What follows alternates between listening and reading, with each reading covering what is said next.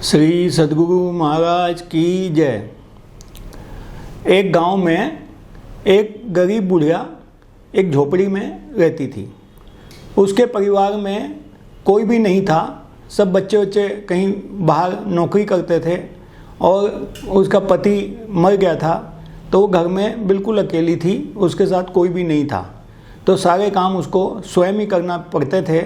और स्वास्थ्य से वो बुढ़िया जरूर थी, लेकिन ठीक थी। उसको दिखता भी था, ऐसा नहीं कि उसको नहीं दिखता था, दिखता भी था। एक बार वो बुढ़िया रोड पे जो स्ट्रीट लाइट होती है उसके नीचे कुछ ढूंढ रही थी। तो ढूंढते ढूंढते बहुत वक्त हो गया, तो पीछे से कोई आदमी आया। बोला, माई क्या ढूंढ रहे हो तुम? बोला, बेटा मेरी सुई खो गई थी, मैं उसी को ढूंढ रही हूँ। तो वो लड़का सहायता के हिसाब से वो भी साथ में सुई को ढूंढने लग गया। बहुत देर हो गई, कोई सुई नहीं मिली। फिर एक व्यक्ति और आ रहा था। उसने पूछा, आप दोनों क्या कर रहे हो यहाँ पर? तो उनने बताया कि ये बुढ़िया माई की जो है सुई खो गई है, हम वो सुई खोजने में दोनों लगे हुए हैं। तो वो तीनों लग गए सुई खोजने में।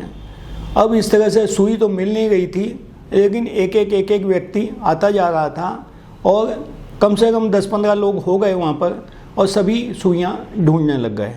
बहुत समय बीत गया, सुई मिल ही नहीं रही थी। इतने में एक कोई साधु संत जैसा व्यक्ति आया जो अच्छा दिखता था। उसने बोला, क्या कर रहे हो? बोला, सुई ढूंढ रहे हैं। तो उनने बोला, किसकी सुई खो गई? बोले, बुढ़िया माई की खो गई। तो बोला, बुढ़िया माई से पूछा, बुढ़िया माई तुम सही याद करके बताओ कि तुम्हारी सुई किस जगह पे खोई थी, तो उसी जगह पे ढूंढा जाए। तो उसने बोला सुई तो मेरी झोपड़ी में खोई थी।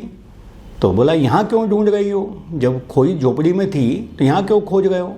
बोला, वहाँ पर क्या है, झोपड़ी में अंधेरा है, वहाँ लाइट की कोई व्यवस्था नहीं है, और यहाँ पर ये स्ट्रीट लाइट है, तो हमने सोचा कि यहीं पर ढूंढ लेते हैं। तो जब सुई झोपड़ी में खोई है तो रोड पर कैसे मिलेगी?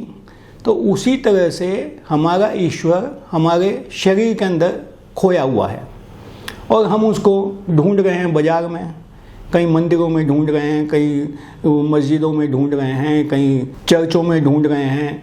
ऐसे करके हम कहीं सत्संग में ढूंढ रहे हैं, कहीं हम प्रवचन में ढूंढ रहे हैं, कहीं वो भागवत में ढूंढ रहे हैं, कहीं हम रामायण में ढूंढ रहे हैं, कहीं हम बहुत से लोग तो इन बातों को ढूंढने के लिए मदिरालय तक चले जाते हैं कि हो सकता है भगवान वहीं हो। तो सब खोजने में लगे हुए हैं, और बाहर जितना खोजते जाते हैं उतने वो थकते चले जाते हैं, और भगवान पे से भरोसा उठ जाता है कि भगवान होंगे ही नहीं। होते तो अभी तक मिल ही जाते, मिलते ही नहीं है। हमने सारे मंदिर देख लिए, और मंदिर हमारे गांव के ही नहीं देख लिए, बहुत दूर दूर तक हम हो आए हैं। कोई भी मंदिर में भगवान दिखते ही नहीं है।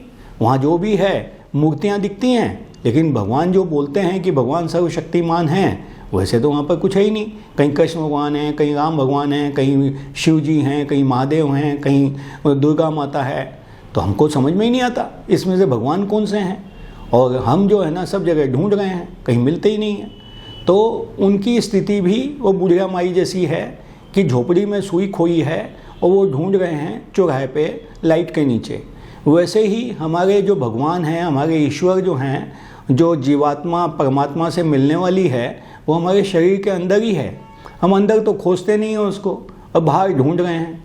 तो हमारे को जब कोई सद्गुरु महाराज दीक्षा शिक्षा देंगे, और फिर जब हम ध्यान करेंगे, तो ध्यान करने से हम अंदर के रास्ते से उस ईश्वर को ढूंढेंगे, तो वो ईश्वर हमको मिल जाएगा। वो कहीं बाहर नहीं है, हमारे अंदर ही है। और जिन्होंने अंदर ढूंढा है उनको ही मिला है। जैसे गौतम बुद्ध महाराज को मिल गया, और महावीर भगवान को मिल गया, हमारे महर्षि संतसेवी जी को मिल गया, महर्षि मेही जी को मिल गया, और कृष्ण भगवान ने भी अपने अंदर ही खोजा था तो उनको भी मिल गया, रामचंद्र जी ने भी अपने अंदर ही खोजा था, उनको भी मिल गया। तो जिन्होंने अपने अंदर खोजा है उनको तो मिल गया, और जो बाहर खोज रहे हैं खोजते ही रह जाते हैं, मिलता जुलता कुछ है नहीं। समय खराब हो जाता है। समय हमारा कीमती है, क्योंकि मनुष्य शरीर इस बार तो मिल गया, ये तो गारंटी है, ये तो हमको दिख ही रहा है। अगली बार मिलेगा कि नहीं मिलेगा इसकी कोई गारंटी नहीं है। और जिस चीज़ों के पीछे हम लगे हुए हैं, धन कमाने में लगे हुए हैं, बहुत सारी चीज़ें इकट्ठी करने में लगे हुए हैं, ये भी डेफिनेट है कि ये साथ में नहीं जाएंगी, ये यहीं छूटेंगी, और जो साथ में जाने वाली चीज़ है उस पर हमारा ध्यान ही नहीं है, तो हमको ईश्वर मिल नहीं पाता। तो हर चीज़ की टेक्निक होती है। जैसे गुरु महाराज कई बार कहानियों में बताते थे, कि सत्संग में भी बताते थे कि बड़ी जो दीवाल घड़ियाँ रहती हैं उनके पाने बड़े बड़े होते हैं, और जो छोटी घड़ियाँ जो हाथ की रहती हैं उनके पाने बहुत बारीक होते हैं। तो उसी तरह से हमारा जो अंदर ध्यान करने का जो तरीका है वो बहुत महीन होता है, और उस महीन को पकड़ के हमको समझा दे और हमको वो पाने चलाने आ जाएं, ये बहुत बड़ी सद्गुरु की कृपा होती है। जब भी कोई शिष्य बराबर ढंग से समझ के और धीरे धीरे आगे बढ़ते हुए एक दिन मोक्ष को प्राप्त कर सकता है और ईश्वर को प्राप्त कर सकता है। श्री सद्गुरु महाराज की जय।